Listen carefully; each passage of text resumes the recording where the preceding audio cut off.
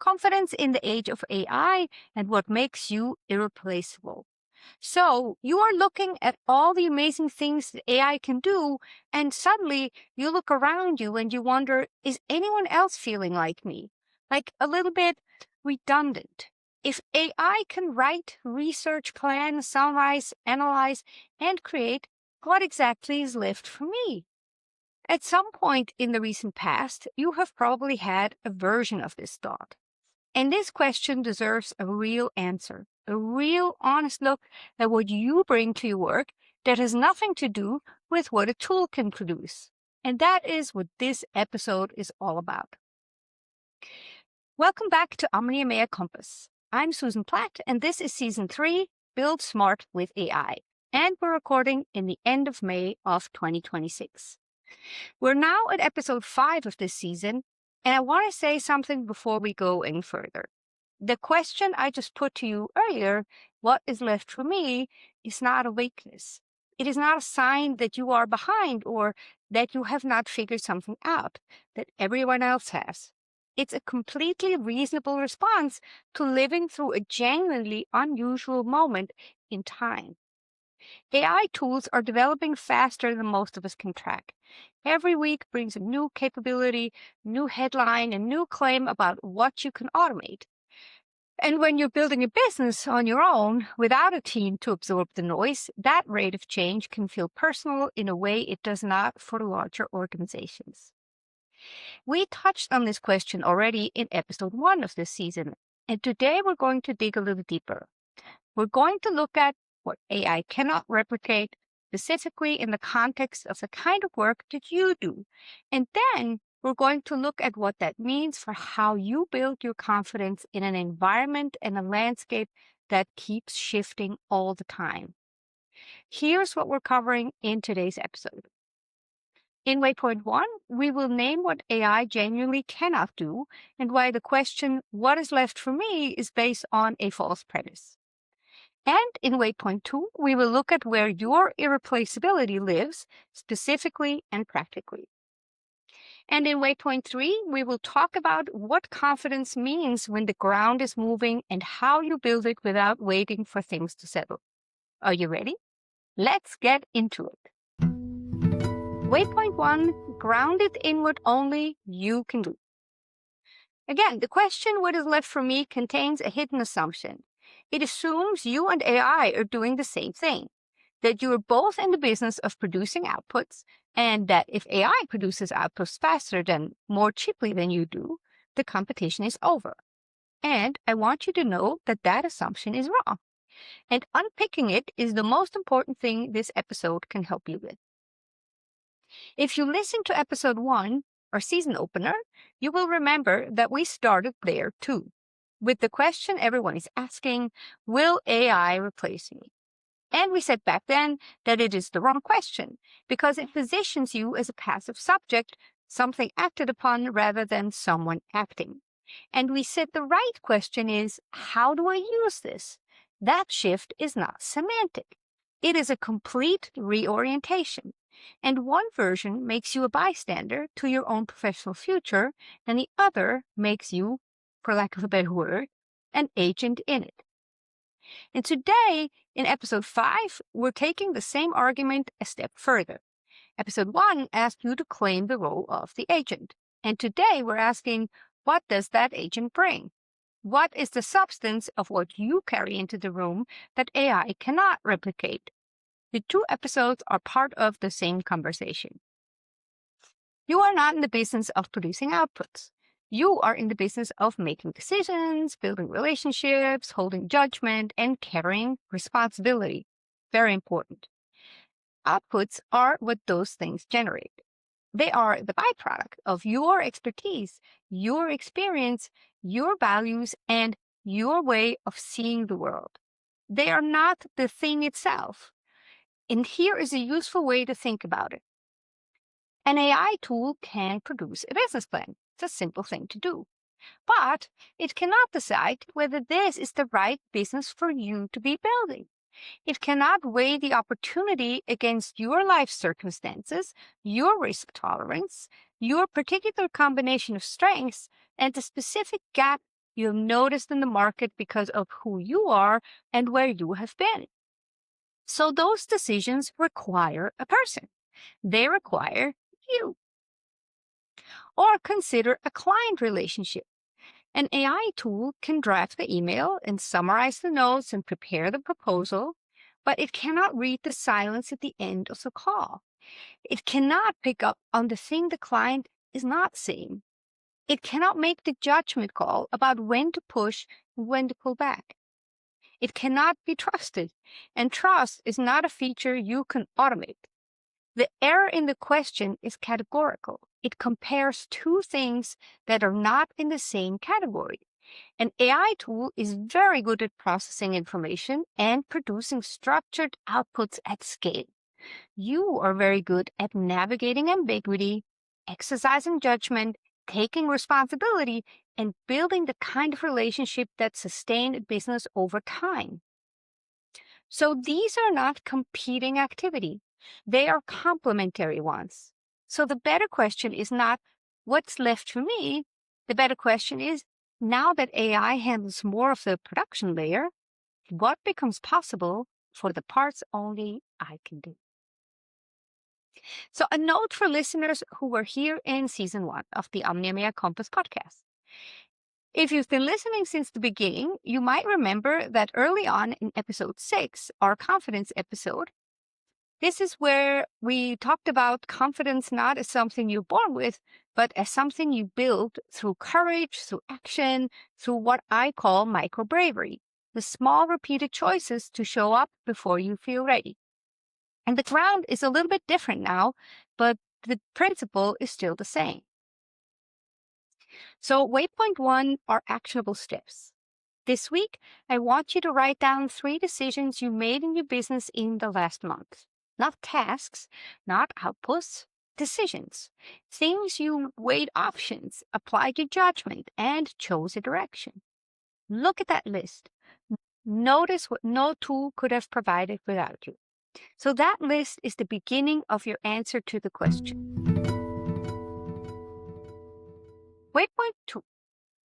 Where your irreplaceability lives. Let me name 5 things specifically. Obviously, it is not an exhaustive list, but vagueness is the enemy of confidence. So, and if I say your humanity makes you irreplaceable and leave it there, that is comfort, but it's not a tool. So, what I want to give you is something you can point to. So, number 1, your particular combination of experience.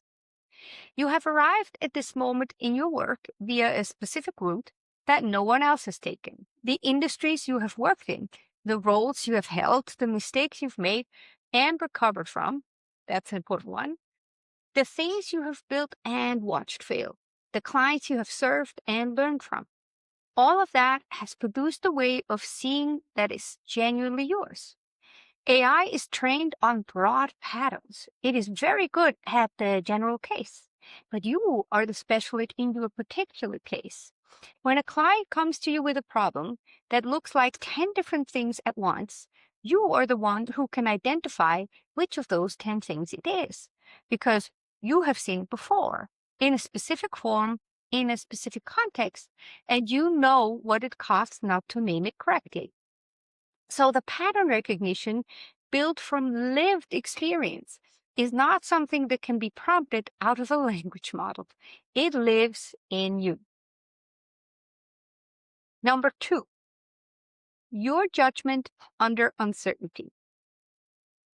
AI tools are excellent at tasks with clear parameters. Give them a well-defined problem and enough information, and they will produce something useful. But most of the real decisions in a business are not well-defined. They are made in conditions of incomplete information, competing priorities, and genuine uncertainty about what the right answer is. Should you take this client? Is this the right time to launch? Do you trust this collaborator? Is the discomfort you are feeling a signal or just noise? So these are not questions with correct answers that can be retrieved from a database. They require judgment. And judgment, the capacity to act wisely without certainty, is something you develop through experience and something only you can exercise for your own business. Number 3, your values and the choices they generate. You make decisions based on what matters to you, not what is efficient or what the data suggests or what worked for someone else. You say no to certain clients because they are not aligned with what you are building. You price in a way that reflects what you believe your work is worth. And you communicate in a way that reflects your values around honesty and clarity and care. Those choices shape everything about how your business feels to the people who encounter it. They are what makes your work distinctively yours. And they cannot be outsourced because they're not a style choice. They are an expression of character. And again, character is not a prompt. Number 4, your relationships. A client does not hire you because you produce good outputs. They hire you because they trust you, because they have experienced your judgment in action, because they know that when something goes wrong, and something always eventually goes wrong, you will handle it in a way that reflects well on both of you. That trust is built over time through specific interactions, through moments where you showed up well when it would have been easier not to. So it is not transferable and it is not scalable in the way that production is scalable. Every trust relationship is particular. It belongs to you and to the person who trusted you. Number 5, your perspective. So you see things in a specific way. The angles from which you approach the problem, the analogies you reach for, and the connections you make between things that look unrelated, like the questions you think to ask. All of that is the product of everything you have read, experienced, thought about, and cared about. It is the most personal thing you bring to your work. AI can generate perspectives, but it cannot have one in the way that you have one. It has no stake in the answers. It has no history that makes certain questions feel urgent. It has no skin in the game, but you do. And that changes everything about the quality of what you produce when you bring your real perspectives to bear. So our Waypoint 2 actionable steps are: pick one of the 5 areas that we just talked about, the one that resonates the most, and write 2 to 3 sentences about how it shows up in your work, specifically, not in general terms, in your work, with your clients, in your field. And that is part of your irreplaceability statement. It does not need to be polished, but it needs to be true. Pause the podcast here if you need to, and use the worksheet I've developed specifically for this episode in the download section on the website. Waypoint 3, confidence when the ground is moving. Here's the thing about confidence in an environment that just keeps changing all the time. You cannot build it by waiting for the environment to stabilize. It is not coming. Unfortunately, the rate of change in AI is not going to slow down to a pace that feels manageable and then hold steady while you catch your breath. That's not what's happening.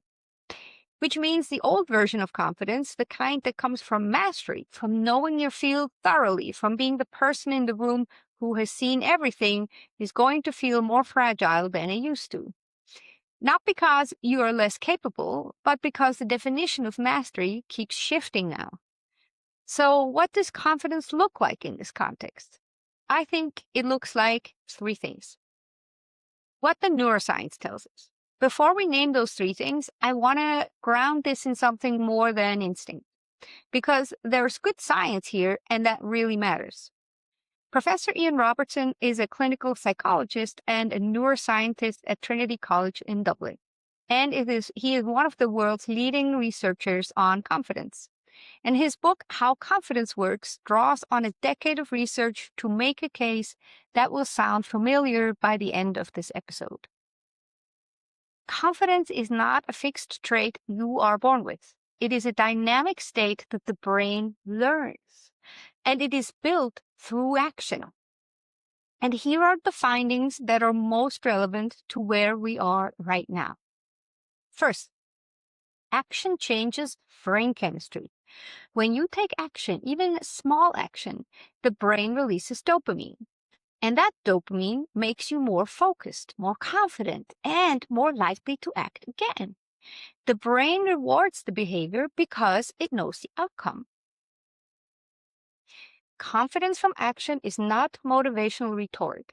It is neuroscience. Second, small wins compound. Robertson describes what biologists call the winner effect. Animals that win a series of small contests become significantly more likely to win larger ones against stronger competitors. And the same mechanism operates in humans. Success changes the brain chemistry, and that chemistry makes you more capable of the next success. And you do not need to start big. You just need to start. And third, anxiety and excitement are the same physical state. Let that sink in.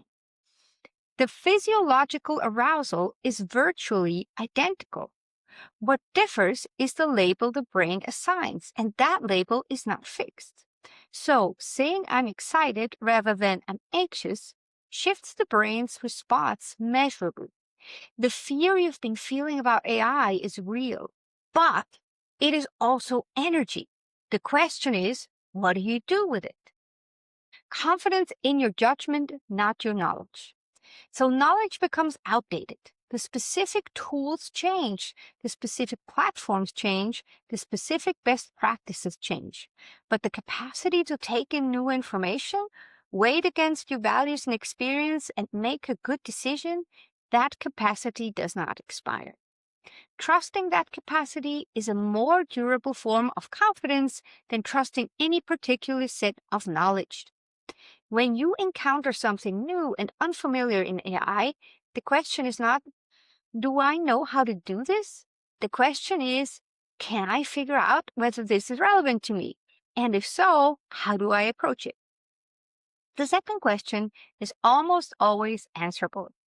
And answering it well, repeatedly, is what builds confidence that holds up over time. Next, confidence in your ability to learn, not your current level. The entrepreneurs who are navigating this moment well are not the ones who knew everything about AI 2 years ago. They are the ones who are willing to stay curious, to try things, to get things going, to get things wrong, and to still keep on going. And that disposition towards learning rather than towards already knowing is itself a competitive advantage. Confidence from showing up, not from feeling ready. This brings us back to what we talked about in episode 6 and is a constant topic around this podcast. Confidence is not a prerequisite. It is a result. It is what accumulates when you act before you feel certain. When you try the tool, when you use the prompt, when you publish the thing, when you take the client, when you make the decision with imperfect information and then deal with what follows. That fear is understandable. And the answer is the same one Robertson's research points to you. You do not resolve it by waiting. You resolve it by acting. You are the part that makes the rest of it run. So Waypoint 3 actionable steps. Do one thing this week, not a big thing, but a small act of showing up in your work in a way that uses what only you can bring.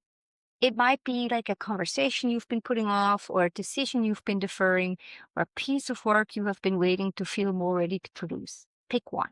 Do it this week, not because you feel confident, but because you feel more confident after. Takeaway and close. So we started today with fear. The one that is real, the one that is understandable, the one that many people in your position are carrying without naming it out loud. What's left for me if AI can do so much? And we worked our way to an answer, not a reassurance, but a real one. In Waypoint 1, we challenged the premise of the question. You are not competing with AI on the production layer. You are operating on an entirely different layer, judgment, relationships, responsibility, decision-making. AI is a tool there, not a competitor. In Waypoint 2, we got specific.